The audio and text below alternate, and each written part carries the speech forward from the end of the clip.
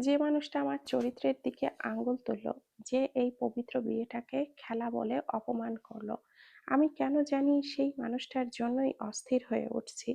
বিশ্বাস কর, আমার মনে হচ্ছে তাকে এক পলক দেখা দরকার। পুরো একটা দিন পেরিয়ে গেল, অথচ সে একটা খবরও পর্যন্ত দিল না। অথচ আমি নির্লজ্জের মতো তাকে নিয়েই ভাবছি, সামনে দেখার জন্য ছটফট করছি। আমার এই পরিবর্তনের কারণ কি বলতে পারিস? এই মানসিক যন্ত্রণা থেকে মুক্তি পাওয়ার উপায় কি? কথাগুলো এক নিঃশ্বাসে বলে আয়াত হাঁপাতে লাগলো। ওপাশ থেকে কয়েক সেকেন্ড কোনো শব্দ এলো না। ঘুটঘুটে নীরবতা। আয়াত ভাবলো হয়তো নেটওয়ার্কের সমস্যা, কিন্তু পরেক্ষণে ওপাশ থেকে এক ভারী এবং চেনা পুরুষালী কণ্ঠস্বর ভেসে এলো। তাকে নিয়ে এত টেনশন করে নিজের শরীর খারাপ করতে হবে না। কাল সকালেই সে ফিরে আসবে। কণ্ঠটা কানে আসতেই আয়াতের শরীর মুহূর্তেই হিম হয়ে গেল। হৃৎপিণ্ড যেন স্পন্দন ভুলে গেল। হাতের রিসিভারটা যেন বরফের মতো শীতল হতে লাগলো। ওপাশে শেহজাদি নয়, আরভান। আয়াত পাথর হয়ে দাঁড়িয়ে রইল, তার কণ্ঠনালী শুকিয়ে কাঠ। ওপাশ থেকে আরভান গম্ভীর গলায় বলল, ফারহান কিছুক্ষণের মধ্যেই বাড়িতে যাচ্ছে, জরুরি কিছু পেপারস নিতে। তুমি নিজের রুমে গিয়ে দরজাটা লক করে থাকবে, একদম বের হবে না। Good night. আয়াতের উত্তরের অপেক্ষা না করেই ওপাশ থেকে খট করে কলটা কেটে গেল।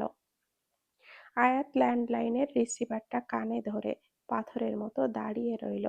নিজের কানকে সে বিশ্বাস করতে পারছে না।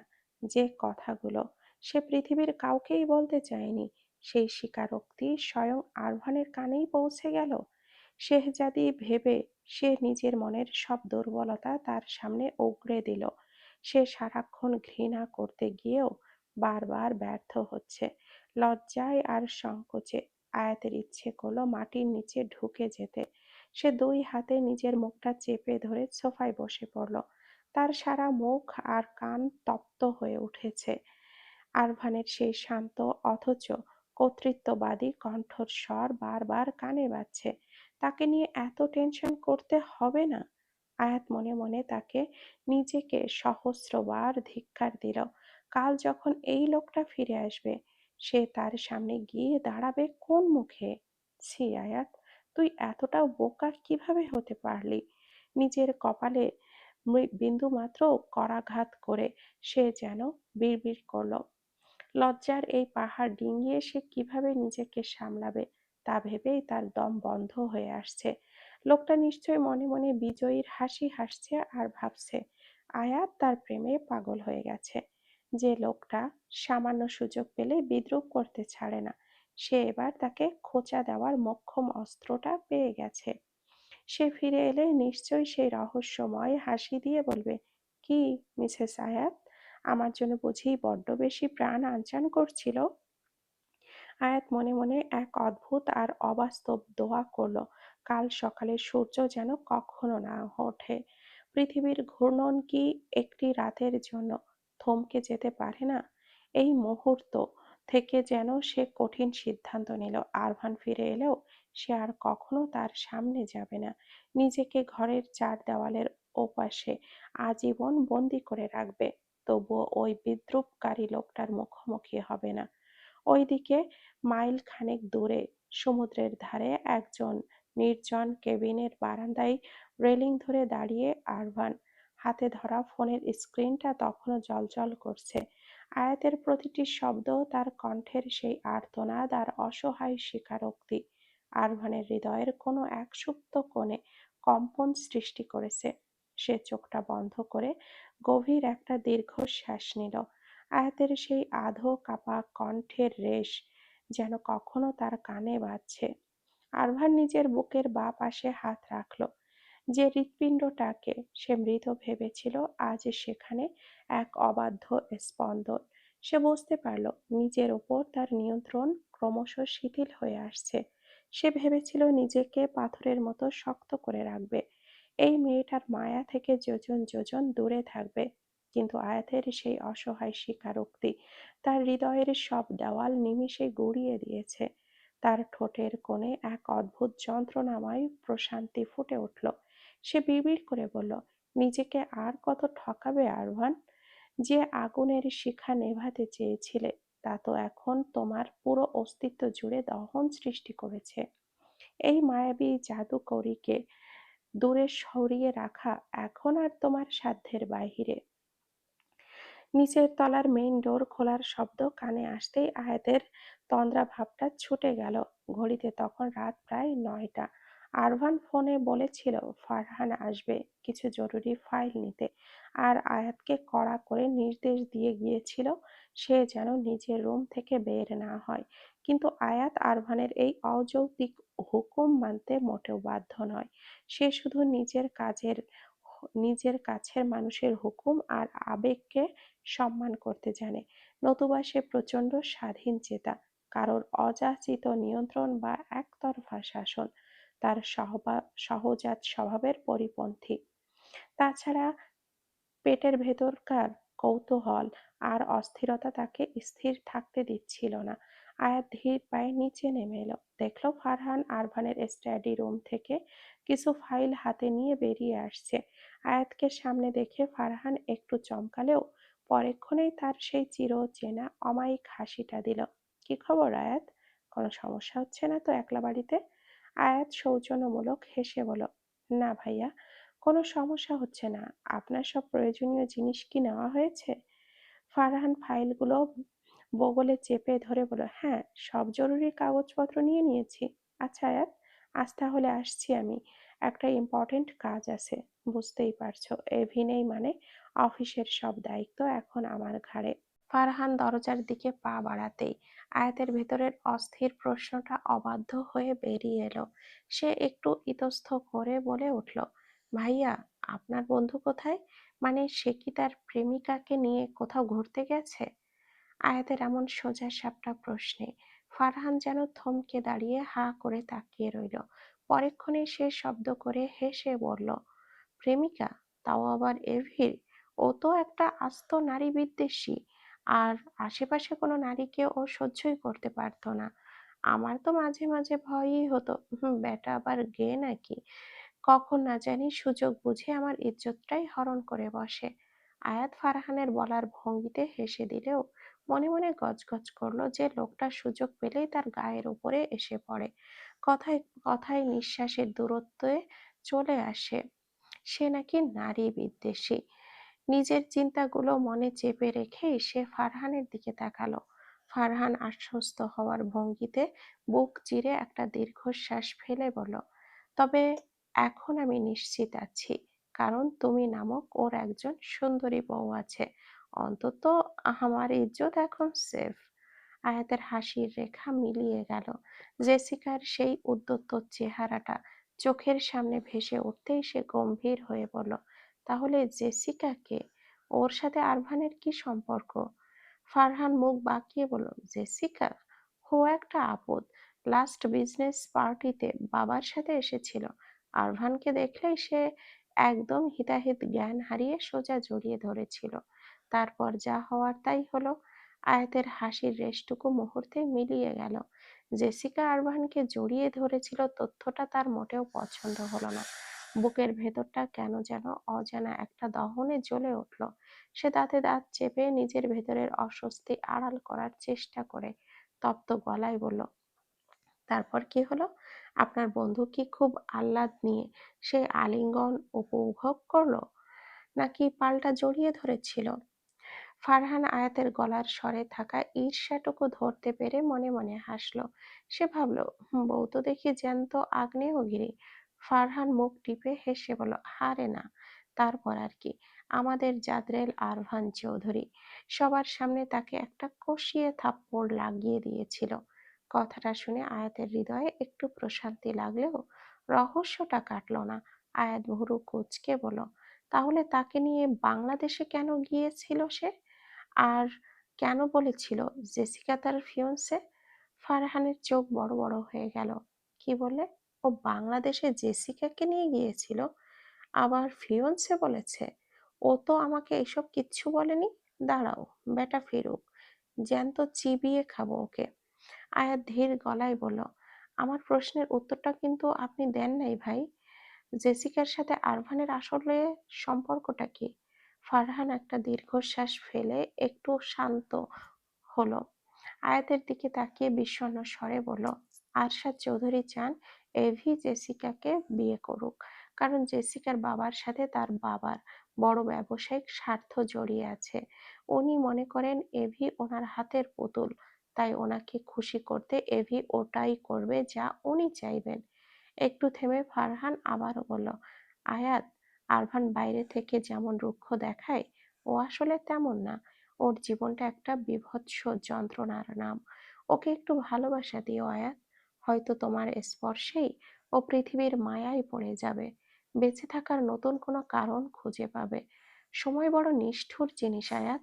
চলে গেলে হাজার কাঁদলেও আর তাকে পাওয়া যায় না। হারাবার আগে আগলে রাখার চেষ্টা করো।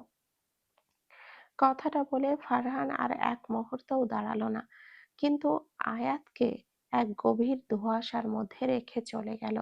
আরভানের জীবনে এমন কি বিভীষিকা আছে যা তাকে জানানো হচ্ছে না? কেন সবাই তাকে শুধু আগলে রাখার কথা বলছে? কোন যন্ত্রণায় সে নিজেকে সবার থেকে আড়াল করে রাখে? আয়াত সিঁড়ি দিয়ে ওপরে উঠে আরভানের রুমের দরজার কাছে গেল। তার মনে হলো আরভানের রুমটা তন্ন তন্ন করে খুঁজলে হয়তো কিছু পাওয়া যেতে পারে, যা তার অতীত আর বর্তমানের সেতু বন্ধন। কিন্তু নব ঘোরাতেই বুঝল রুমটা লক করা। দরজার পাশ লক, সিস্টেম জ্বলজ্বল করছে। বিরক্তিতে মুখ চোখ কুঁচকে গেল তার। অসহ্য! এই বেয়াদব লোকটার রুমে এমন কি কুবেরের ধন আছে যার জন্য সবসময় পাসকোড দিয়ে রাখতে হয়? আয়াত দরজার দিকে একরাশ বিরক্তি নিয়ে তাকিয়ে নিজের রুমের দিকে পা বাড়ালো, কিন্তু তার মনের ভেতরে অস্থিরতা কমল না, বরং এক অজানা আশঙ্কায় দানা বাঁধতে লাগলো। সকালের নরম রোদ জানালার পর্দা ভেদ করে ঘরে ঢুকলেও আয়াতের মনের কোণে জমে থাকা মেঘগুলো কাটেনি। সারা রাত দুই চোখের পাতায় এক করতে পারেনি সে। আরভানের জন্য এক অজানা উদ্বেগ আর উৎকণ্ঠায় তার হৃৎপিণ্ডটা বারবার কেঁপে উঠছিল। নিজের ওপর প্রচন্ড বিরক্ত সে। যে মানুষটা তাকে তুচ্ছ-তাচ্ছিল্য করার সুযোগ ছাড়ে না, তার জন্যই কেন আজ এতটা ব্যাকুল? কেন বারবার তার ফেরার সময়টা ঘড়ির কাঁটার সাথে মেলাচ্ছে? তীব্র কলিং বেলের আওয়াজে আয়াতের হালকা তন্দ্রা ভাবটা পুরোপুরি কেটে গেল। ধড়ফড় করে বিছানা থেকে নেমে সে ঘড়ির দিকে তাকালো। সিঁড়ি বেয়ে দ্রুত নিচে নেমে দরজার নব ধরতে গিয়েও সে থমকে দাঁড়ালো। মনে মনে পড়ে গেল গত রাতের সেই ল্যান্ডলাইনের কথা। সে তো ঠিক বলেছিল আরোহণের সামনে আসবে না।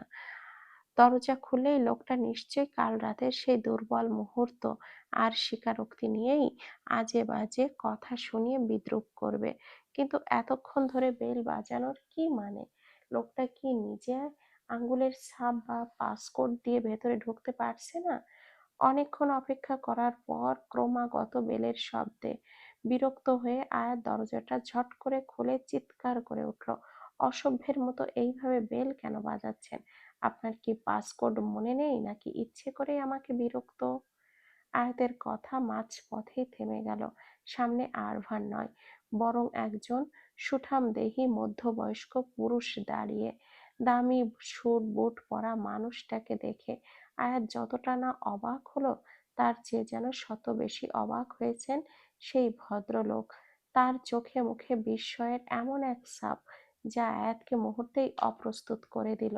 নিজের অসংলগ্ন আচরণের জন্য সে দ্রুত নিজেকে সামলে নিয়ে ঢোক গিলল।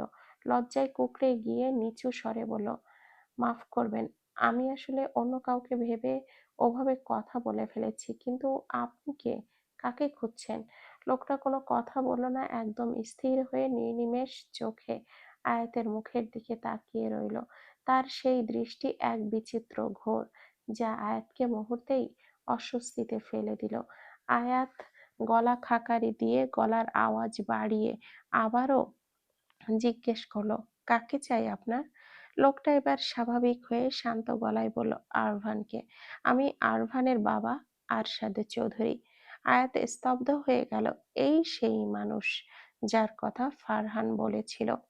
নিজের অসংলগ্ন ব্যবহারের জন্য সে ভেতরে ভেতরে প্রচন্ড অনুতপ্ত হলো, তবে ছেলের ওপর রাগটা অজান্তে বাবার উপরে ঝেড়ে ফেলেছে ভেবে সে মনে মনে লজ্জিত হয়ে একটু সরে দাঁড়িয়ে বলল, তিনি তো বাড়িতে নেই, আপনি ভেতরে আসুন। আমি ভীষণ দুঃখিত ওইভাবে কথা বলার জন্য। আসলে আমি বুঝতে পারিনি। আরশাদ চৌধুরী ভেতরে ঢুকতে ঢুকতে চারপাশে সূক্ষ্ম নজর বুলিয়ে বলেন, কোথায় গেছে সে? আয়াত দরজা লাগিয়ে বলতে লাগলো, একটু কাজে বাইরে গেছেন, হয়তো কিছুক্ষণের মধ্যেই চলে আসবেন। আরশাদ চৌধুরী সোফায় বসে মুচকি হেসে বলেন, তুমি আয়াত, তাই না? আমাকে তোমার অবশ্যই মনে আছে। অনেক ছোট ছিলে তখন। তবে তুমি একদম তোমার মায়ের মতো হয়েছে, অবিকল সেই মুখ। আয়াত সৌজন্যমূলক হাসি দিলেও লোকটার চাহনি তাকে বড্ড অস্বস্তিতে ফেলেছে। তার দৃষ্টির গভীরতা এমন কিছু আছে যা সহজ বা স্বাভাবিক হতে মনে হচ্ছে না। আয়াত সেটা এড়িয়ে যাওয়ার জন্য বলল, আপনি চা খাবেন নাকি কফি? আরশাদ চৌধুরী হেসে বললেন, তোমার হাতে এক কাপ চা খাওয়াই যায়। তোমার মা চমৎকার চা বানাতেন, আশা করি সেই স্বাদ তোমার হাতেও পাওয়া যাবে। আয়াত মাথা নেড়ে রান্নাঘরে চলে এলো। চা বানানোর সময়ও তার মনে হচ্ছিল লিভিং রুম থেকে কেউ তাকে ক্রমাগত অদৃশ্য এক দৃষ্টি দিয়ে পর্যবেক্ষণ করছে। চায়ের ট্রেটা নিয়ে সে যখন আরশাদ চৌধুরীর সামনে গিয়ে দেখলো লোকটা তখনও একইভাবে তার দিকে তাকিয়ে আছে, যেন চারপাশের আর কোনো কিছুরই অস্তিত্ব তার কাছে নেই। এই দৃষ্টিটা লোলুপ না হলেও অতিরিক্ত নিবিড় আর অস্বাভাবিক, যা আয়াতকে ভেতরে ভেতরে আতঙ্কিত করে তুলল। সে বুঝতে পারল এই মানুষটার সান্নিধ্য তার জন্য স্বস্তিদায়ক নয়। পরিস্থিতির গুরুত্ব বুঝতে পেরে সে নিজেকে সামলাতে পারল না। ইচ্ছে করেই হাতের ট্রেটা একটু টালমাটাল করে চায়ের কাপটা আরশাদ চৌধুরীর গায়ের ওপরে উল্টে দিল। গরম চায়ের ছ্যাঁকায় আরশাদ চৌধুরী আর্তনাদ করে উঠলেন। আয়াতের সঙ্গে সঙ্গে একটু নাটুকে ভঙ্গিতে ব্যস্ত হয়ে বলেন, আয় হাল্লা, আমি কি করে ফেললাম? প্লিজ মাফ করবেন, হাতটা স্লিপ করে গিয়েছিল। একটু দাঁড়ান, আমি এখনই বরফ নিয়ে আসছি। আয়াত দ্রুত ফ্রিজ থেকে বরফ নিয়ে এসে আরশাদ চৌধুরীর দিকে বাড়িয়ে দিল। ঠিক তখনই পেছন থেকে গভীর বজ্র কণ্ঠ ও কঠিন ভেসে এলো, এখানে কি হচ্ছে? আয়াত আর আরশাদের চৌধুরী দুজনেই দরজার দিকে তাকালো। সেখানে সাদা শার্টের হাতা গোটানো অবস্থায় আরভান দাঁড়িয়ে আছে। তার চোখের দৃষ্টিতে যেন আগ্নেয়গিরির তপ্ত লাভা উপচে পড়ছে। আরশাদ চৌধুরী বরফ হাতে নিয়ে দগ্ধ জায়গায় ঘষতে ঘষতে নির্বিকার ভঙ্গিতে বলেন, তোমার অপেক্ষায় ছিলাম আরভান, এসো। আরভান তার বাবার কথার কোনো উত্তর দিল না। সে আয়াতের দিকে রক্তচক্ষু নিয়ে তাকালো, যেন ওই দৃষ্টি দিয়েই তাকে ভস্ম করে দেবে। আয়াত বুঝতে পারল না তার অপরাধটা ঠিক কোথায়। সে তো কেবলই সৌজন্যবোধ দেখিয়েছিল। আরভান দাঁতে দাঁত চেপে বলল, ওপরে যাও আয়াত। আয়াত নড়ল না। অপরিচিত একজন মানুষের সামনে আরভানের এমন হুকুম জারি করার ধরন তার আত্মসম্মানে আঘাত করল। তাই সে অনড় হয়ে দাঁড়িয়ে রইল। কিন্তু আরভান এবার হিতাহিত জ্ঞান হারিয়ে আয়াতের হাতটা সজোরে খপ করে ধরল। হিড়হিড় করে টেনে সিঁড়ি বেয়ে ওপরে নিয়ে গিয়ে তাকে নিচের রুমে প্রায় ধাক্কা দিয়ে ঢুকিয়ে দিল। তোমাকে বারবার বলার পরেও কোন সাহসে তুমি বাইরের মানুষের জন্য দরজা খুলেছ? আমি কি তোমাকে বারণ করিনি যে ডেইজি ছাড়া আর কাউকে এই বাড়িতে ঢুকতে দেবে না? আরভানের কণ্ঠস্বর যেন ফেটে পড়ল। আয়াত নিজেকে সামলে নিয়ে তীব্র গলায় পাল্টা জবাব দিল, উনি আপনার বাবা হন আরভান। আমি কোনো পর পুরুষের জন্য দরজা খুলিনি। আমার বাবা হোক কিংবা দাদা, যেই হোক না কেন, যখন আমি বারণ করেছি তখন সেটা পালন করাই তোমার উচিত ছিল। এই অবাধ্যতার ফল কি হতে পারে সেটা আমি তোমাকে পরে বোঝাচ্ছি। কথাটি বলেই আরভান ঘরের দরজাটা ওপাশ থেকে সজোরে লাগিয়ে দিয়ে লক করে দিল, যেন আয়াত চাইলেও আর বের হতে না পারে। আয়াত স্তব্ধ হয়ে দাঁড়িয়ে রইল। নিচে নেমে আসতেই আরভান দেখল আরশাদ চৌধুরী সোফায় পায়ের ওপরে পা তুলে বসে আছেন। আরভানকে দেখে তিনি এক বিদ্রুপাত্মক হাসি দিয়ে বলেন, আমার ছেলে কেন ডিভোর্স দিতে গিয়ে সেই মেয়েকে সাথে করে নিয়ে বাড়িতে এসেছে তা এবার আমার কাছে পরিষ্কার। তুমি আবারও ভুল করলে আরভান। বাবা বারবার বলার পরও বাঙালি মেয়ের মায়াবী রূপের জালে তুমি ঠিকই পা দিলে। আরভান কোনো ভূমিকা না করে চোয়াল শক্ত করে প্রশ্ন করলো, এই বাড়িতে কেন এসেছেন আপনি? এটা কেমন কথা আরভান? বাবা প্রথমবার তোমার বাড়িতে এসেছে, কোথায় তাকে আপ্যায়ন করবে তা না করে। আচ্ছা বাদ দাও, কাজের কথা বলি। তোমাকে আমার বড্ড প্রয়োজন আরভান। তুমি তো জানো ব্যবসায়ের। আরভানের ঠোঁট বাঁকিয়ে অবজ্ঞার হাসি হাসল। আপনাকে দেখে আমার বড্ড মায়া হয় মিস্টার চৌধুরী।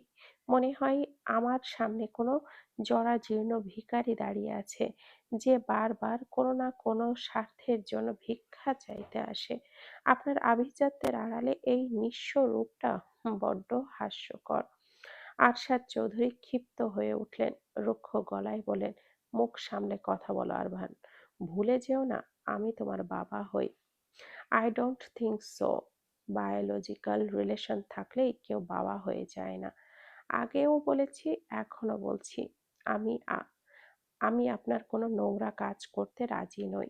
আপনি সসম্মানে আমার বাড়ি থেকে বের হন, নতুবা আমাকে অন্য কোনো ব্যবস্থা নিতে হবে। আরশাদ চৌধুরী সোফা থেকে উঠে দাঁড়িয়ে কঠিন গলায় বললেন, আমার বিরুদ্ধাচারণ করার পরিণাম কিন্তু ভয়ঙ্কর হতে পারে আরভান।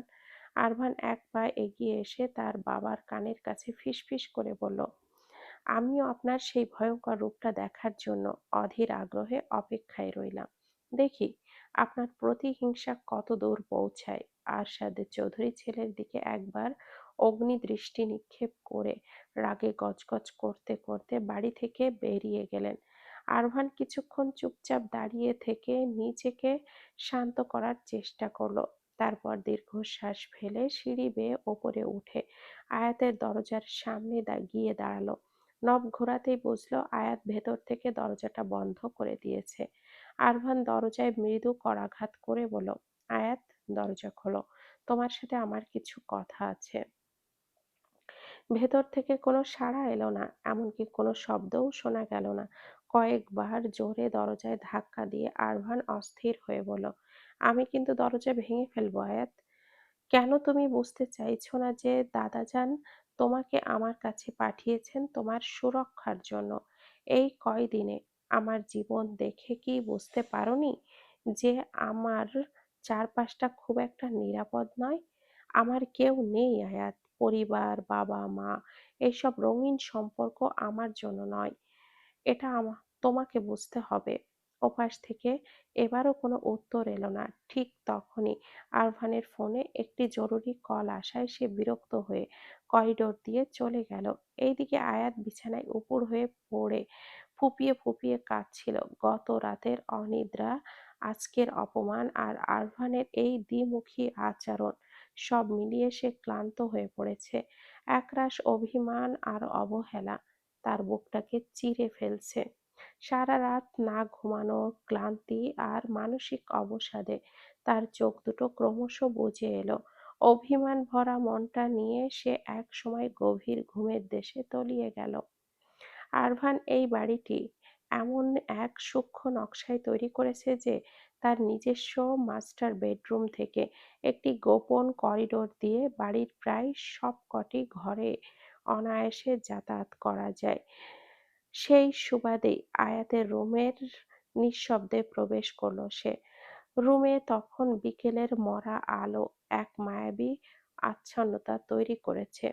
আরভান আয়াতের শিয়রে বসল। কিছুক্ষণ ধীর স্থির দৃষ্টিতে মায়াবী মুখের দিকে তাকিয়ে থেকে বড় আদরে কপালের ওপরে লুটিয়ে থাকা অবাধ্য চুলগুলো সরিয়ে দিল। সে দীর্ঘশ্বাস ফেলে ফিসফিস করে বলল, তুমি আমার এক অনবদ্য দুর্বলতা হয়ে উঠেছ আয়াত। যে প্রাচীর আমি নিজের চারপাশে গড়ে তুলেছিলাম, তুমি প্রতিদিন নিঃশব্দে তার এক একটি ইট সরিয়ে নিচ্ছ। আমি নিজের অজান্তেই তোমার কাছে হেরে যাচ্ছি। আরভানের উষ্ণ আঙ্গুলগুলো আয়াতের গাল স্পর্শ করলো। ঠিক সেই মুহূর্তে ঘুমের ঘোরেই আয়াত এক অদ্ভুত অস্থিরতা অনুভব করলো। অবচেতন মনেই সে আরভানের হাতটা আঁকড়ে ধরে নিজেকে আরভানের প্রশস্ত বুকের মাঝে লুকিয়ে ফেলল। আরভান চমকে গেল। কয়েক মুহূর্ত সে নিস্পন্দন হয়ে তাকিয়ে রইল আয়াতের দিকে। তারপর ধীর লয়ে সে আয়াতের পাশে শুয়ে পড়ল। জীবনে প্রথমবার সে কোনো নারীকে এভাবে নিবিড়ভাবে অনুভব করছে। আয়াতের চুলের মিষ্টি ঘ্রাণ আর তার নিয়মিত নিঃশ্বাসের শব্দ আরভানের দীর্ঘদিনের একাকিত্বকে যেন এক নিমিষেই ধুয়ে দিল। সে আয়াতকে আষ্টে পৃষ্ঠে জড়িয়ে ধরল, যেন এই মায়াবী মুহূর্তটা সে কখনোই হারাতে চায় না। হঠাৎ ঘুমের মাঝে আয়াতের দম বন্ধ হয়ে আসার উপক্রম হলো। মনে হলো কেউ তাকে শক্ত করে নাগপাশে বেঁধে ফেলেছে। আতঙ্ক চোখ না মেলেই সে চিৎকার দিয়ে উঠল। আয়াতের চিৎকারে আরভান নিজেও ঘাবড়ে গিয়ে বন্ধন ঢিল করল। কিন্তু আয়াত তখনও আধো ঘুমে আধো জাগরণ অবস্থায়। সে নিজের সুরক্ষার অবচেতন মনেই দুম করে এক ঘুষি চালিয়ে দিল সামনে থাকা মানুষটার দিকে। সেই ঘুষিটা গিয়ে সরাসরি লাগলো আরভানের সুঠাম চোয়ালে। আহ, স্টপ ইট আয়াত, এটা আমি। আরভান যন্ত্রণায় কুঁকড়ে উঠে চিৎকার করলো। আয়াত ধড়ফড় করে উঠে বসে বড় বড় চোখে তাকালো। দেখলো সামনে আরভান গলা চেপে ধরে বসে আছে। আয়াত প্রথমে হতভম্ব হয়ে দরজার দিকে তাকালো। দরজা তো ভেতর থেকে যথারীতি বন্ধ। আপনি আপনি ঘরে ঢুকলেন কি করে? দরজা তো ভেতর থেকে লক করা। আর আপনার সাহস কি করে হয় আমার অনুমতি ছাড়া আমাকে এভাবে? আয়াত কথা শেষ করতে পারল না লজ্জায়। আরভান এক হাত দিয়ে গালটা চেপে ধরে ব্যথায় মুখ কুঁচকে বলল, নির্দয় নারী, আস্ত একটা স্বামী নির্যাতনকারী, এক নাম্বার জাহান্নামী বউ তুমি। বলো তো, এইটুকু শরীরে এত শক্তি কোথা থেকে আসে? জানা ছিল না 12 বছর আগে আমি কোনো হৃদয়হীন প্রফেশনাল বক্সারকেই কবুল বলেছিলাম। আয়াত কিছুক্ষণ থম মেরে বসে থেকে নিজের রাগ সামলে নিয়ে বলল, আপনি তো আর জান্নাত থেকে পালিয়ে আসা কোনো নিষ্পাপ ফেরেশতা নন। আপনি হলেন আস্ত একটা পিশাচ। সেই দিন না বুক ফুলিয়ে বললেন আমাকে স্ত্রী হিসাবে মানেন না, তবে এই অসভ্য অধিকারবোধ থেকে এখন কোথায় যাচ্ছে? আরভান এক হাত দিয়ে গাল ঘষতে ঘষতে বাঁকা হাসল। তখন মানিনি, এখন মানছি। স্বামীর মন তো আবহাওয়ার অফিসের পূর্বাভাসের মতো যে কোনো সময় বদলে যেতে পারে। এখন পরিস্থিতি মেঘলা থেকে রোদেলা হয়ে উঠেছে। আয়াত ভুরু কুঁচকে বলল, বুঝতে পেরেছি। কাল রাতের ল্যান্ডলাইনের কথা নিয়ে আপনি ঠাট্টা করার নতুন বাহানা খুঁজছেন, তাই না? আরভান এবার একটু বেশি নাটক শুরু করলো। সে আয়াতের খুব কাছে এগিয়ে এলো। ঠাট্টা আর? আরে, আমার তো হার্টবিট থেমে যাওয়ার জোগাড়। আমি তো ভাবলাম আমার বিরহে তুমি না জানি হিমালয়ে গিয়ে সন্ন্যাসী হয়ে যাও। ওই শোনো, এখন এই ড্রামা বন্ধ করো। তাড়াতাড়ি বরফ দিয়ে এসো। আর আমার গলাটা কিন্তু অলরেডি ফুলে উঠে টমেটোর মতো হয়ে গেছে। বিয়েতে বিয়ের চোখ আয়াতের কিছুক্ষণ তাকিয়ে রইল। এই লোকটা আসলেই বড্ড বিচিত্র। একে না যায় ঘৃণা করা, না যায় বেশিক্ষণ রাগ করে থাকা। আয়াত অগত্যা উঠে গিয়ে আইস ব্যাগ নিয়ে এলো। আরভানের সামনে ধরে ইশারা করলো নিচে লাগিয়ে নিতে। কিন্তু আরভান মুখ ঘুরিয়ে নিল। করুণ মুখ করে বলল, আঘাত যে দেয় মলম লাগানোর দায়িত্বও তো তারই হওয়া উচিত, নাকি সেটাও আমাকে করতে হবে? আমি তো এখন ইনজিউর্ড পারসন। আয়াত বিরক্ত হয়ে ধপ করে আরভানের পাশে বসে পড়ল এবং তার গালে বরফ ঘষতে শুরু করলো। ঠিক তখনই আরভান হঠাৎ আয়াতের হাতটা আঁকড়ে ধরল। ঘরের বাইরের পরিবেশ মুহূর্তেই পাল্টে গেল। এক অদ্ভুত ঘোরের মাঝে আরভান আয়াতের চোখের দিকে তাকিয়ে ফিসফিস করে বলল, তুমি বড্ড মায়াবতী আয়াত। আমার অন্ধকার পৃথিবীতে তোমার এই কাজল কালো চোখ দুটো বারবার আমাকে টেনে আনে। আমি চাইলেও আর ফিরে যেতে পারছি না তোমার এই নিঃশ্বাসের কাছাকাছি থাকাটা আমার নেশা হয়ে যাচ্ছে। আয়াতের হৃৎপিণ্ড যেন আজ ড্রাম বাজতে শুরু করেছে। আরভান আরো কাছে এগিয়ে এলো, তার নাকের অগ্রভাগ আয়াতের গালে স্পর্শ করতেই এক তীব্র শিহরণ খেলে গেল আয়াতের শরীরে। সে আর নিজেকে ধরে রাখতে পারল না। আরভানকে দুই হাতে ঠেলে সরিয়ে দিয়ে সে এক ছুটে ঘর থেকে বেরিয়ে গেল। সামনে ফেলে রেখে গেল এক দিশেহারা আরভানকে, যার ঠোঁটের কোণে তখনও এক তৃপ্তির হাসি। করিডোরে দাঁড়িয়ে দেওয়ালে পিঠ ঠেকিয়ে জোরে জোরে নিঃশ্বাস নিচ্ছে, নিজেকে সামলানোর চেষ্টা করছে আয়াত। লোকটা কি তার সাথে নতুন কোনো অভিনয় করছে? সে আর যাই হোক, এই সুবিধাবাদী লোককে সহজে বিশ্বাস করবে না, কিন্তু নিজের ধুকপুক করতে থাকা মনটা শান্ত করার উপায়ও সে জানে না।